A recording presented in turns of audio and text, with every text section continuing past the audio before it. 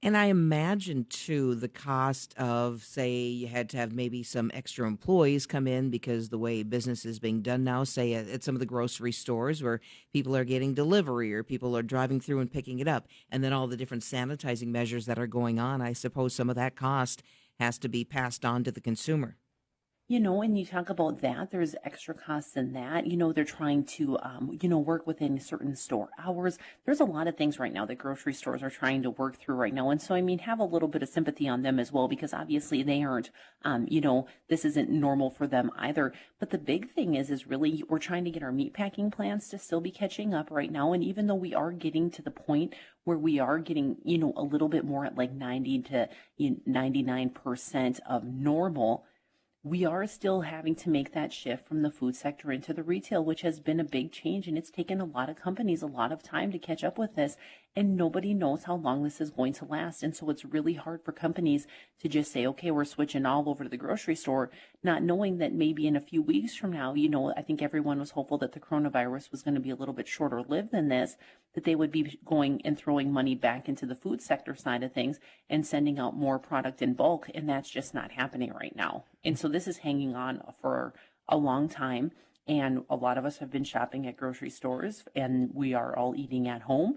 And I think, when we were talking about the sales, the promotions, the putting stuff on sale because of use by dates, none of that's happening right now because everybody has been buying it up. And so they haven't been having any of this product just sitting on shelves. Bonnie and Sarah, if you at what point do you make a choice or do you make a change? If you're going to go in and you normally pay $4 for a bag of Tostitos and now it's $5.50, you say, nope, I'm not going to buy those.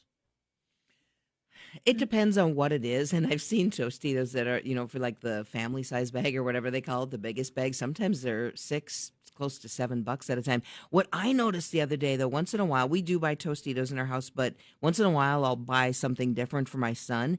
And I bought him a bag of Funyuns and a bag of Lay's.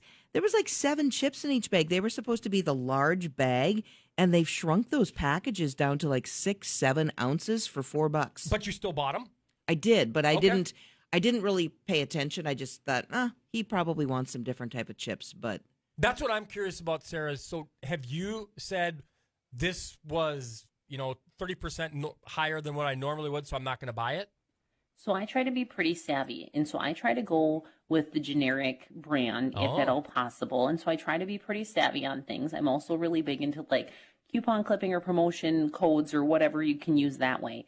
Now, with that being said, if I have driven from my house into a grocery store, which can be anywhere from 35 to 70 miles away, I'm not leaving town without what I want. Sure. Do you know what I mean? Yeah. And so for me, I feel like if I have driven this far and I see that something is marked up $1 or $2 or whatnot, I'm going to say, okay, I'm going to buy it because I don't know when I'm going to get back to town again. yeah, I'm a little choosier when it comes to meat cuts. If you're at the grocery store and say I Sure. wanted, pork or ham or chicken or something, and sometimes stuff is really out of line on prices. So if the chicken's really high, I might decide, oh, let's do pork chops. Look at the pork is cheaper and stuff, and vice versa.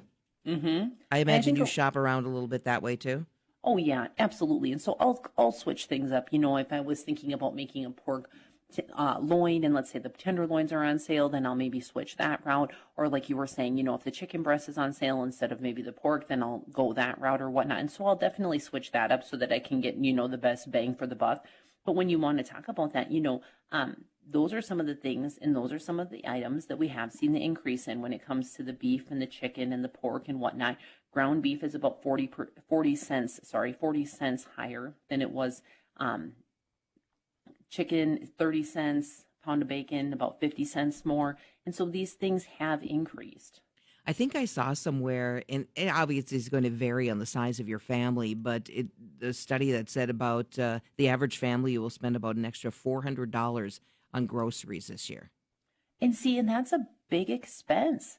That's a big expense. And that's for, an income or whatnot that they were saying was financially sound or stable or however they said, households that are struggling a little bit more are going to spend at least $250. I think it was the total more.